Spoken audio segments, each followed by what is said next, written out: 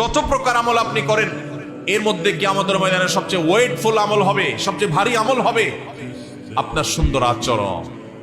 অনেক মানুষ আছেন নামাজটা অনেক সুন্দর, অনেক আলেম আছেন ওয়াজ করে অনেক ভালো, কিন্তু তার মাদ্রাসায় স্টাফদের সাথে, হুজুরদের সাথে, সহকর্মীদের সাথে, বাবুর্চিদের সাথে, অন্য লোকদের সাথে আচরণটা খারাপ করে। আছে না নাই? অনেক মানুষ আছেন হাজী সাহেব, কিন্তু হাজী সাহেবের মুখ দিয়ে এক একটা বাইর হয় 5 মণ ওজনের। আছে না নাই? অনেক মানুষ আছেন অন্য দিক থেকে তার ত্রুটি নাই, কিন্তু সে বদমেজাজ, মাথা যখন গরম হয় কাউকে চিনে না, কি মুখ দিয়ে আসে না আসে কিচ্ছু বলতে পারে না। আছে না নাই এই রোগের রোগী? আমাদের এখানে আছে না নাই এই রোগের রোগী? ভাইরা আমার, যারা আচরণ সুন্দর হবে, যারা আখলাক সুন্দর হবে, নবীজি সাল্লাল্লাহু আলাইহি সাল্লাম বলেছেন কিয়ামতের ময়দানে নেক আমলের দৌড়ে সে এগিয়ে থাকবে।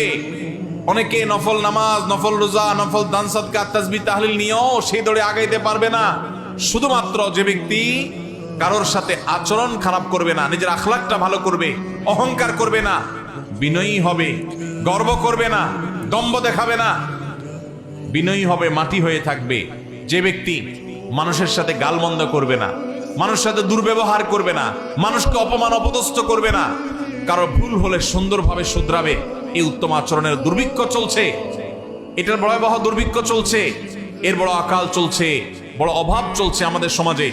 আখলাক ভালো, আচরণ ভালো, সেই মুসলমান আপনি খুব বেশি পাবেন না। দাঁড়িয়েলা মুসলমান পাবেন, বোরকা পরেন সেরকম বোন পাবেন, কিন্তু সেই বোন স্বামীর সাথে, শ্বশুরের সাথে, সন্তানদের সাথে, যারদের সাথে, অন্যান্য প্রতিবেশীদের সাথে আচরণ করতে গিয়ে নিজের মুসলমানিত্ব ভুলে যান। মুসলমান কখনো রূঢ় আচরণকারী হতে পারে না। নবী করিম সাল্লাল্লাহু আলাইহি সাল্লাম জান্নাতি লোকদের মার্কা বলেছেন, জাহান্নামী লোকদের আলামত বলেছেন।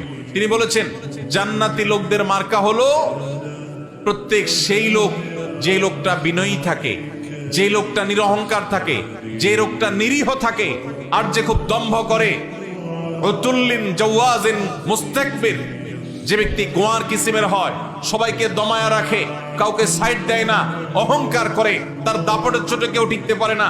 নবী করিম সাল্লাল্লাহু আলাইহি সাল্লামের হাদিস বলছে এটা জাহান্নামী হওয়ার লক্ষণ। আল্লাহ তাআলা আমাদের সবাইকে এই দুরাচরণ থেকেও বেঁচে থাকার তৌফিক দান করুন। ভাইরা আমার, পরিপূর্ণভাবে মুসলমান হইতে রাজি আছে তো ইনশাআল্লাহ? তাহলে আমাদের আখলাক, আচরণটা সুন্দর করতে হবে। আজ থেকে আমরা প্রতিজ্ঞা করে যাব আমরা কারোর সাথে আচরণ খারাপ করব না। নিজের ঘরের বউয়ের সাথে যদি আচরণ খারাপ করেন, বাহিরে যত নামাজ কালাম পড়েন, যত হুজুর সাজেন, যত মাহফিল শুনেন, 2 পয়সার কোনো লাভ নাই। এই জন্য নবীজি সাল্লাল্লাহু আলাইহি সাল্লাম বলেছেন খায়রুকুম খায়রুকুম লি আহলি ওয়া আনা খায়রুকুম লি আহলি। তোমাদের মধ্যে সবচেয়ে ভালো সে যে তার বাসার পরিবারের লোকদের কাছে ভালো, তার বউয়ের কাছে ভালো। কারণ বাহিরে ভালো সাজা খুব সোজা, দোকানদার হিসাবে কাস্টমারের সাথে নরম নরম কথা বলা খুব সোজা। আপনার আসল রূপ, আসল চেহারা, আসল ব্যবহার দুনিয়ার আর কেউ জানুক আর না জানুক, আপনার বউ, আপনার মা, আপনার বোন, বাসার লোকজন তারা ঠিকই জানে। এই জন্য আপনার বাসার লোকজন আপনাকে ভালো বলে না খারাপ বলে, এটা আপনাকে আগে জানতে হবে। এখন মুশকিল হলো ব্যবহার এত খারাপ যে বউ খারাপ বলবে যে ওই সাহসও বউয়ের নেই। ঠিক না ঠিক? যদি আপনার স্ত্রী আপনাকে ভালো মানুষ হিসাবে স্বীকৃতি দেয় আপনার অগোচরে, আপনি জানেন যে আপনার স্ত্রী বলে যে ওনার ব্যবহার সবচেয়ে ভালো, মধুর, মুগ্ধ, কখনো আমাকে কষ্ট দিয়া কথা বলে না, বাপের বাড়ির খোঁটা দেয় না। অনেক মানুষ আছে নামাজ কালাম পড়ে, বউরে বাপের বাড়ির খোঁটা দেয়, আছে না নাই?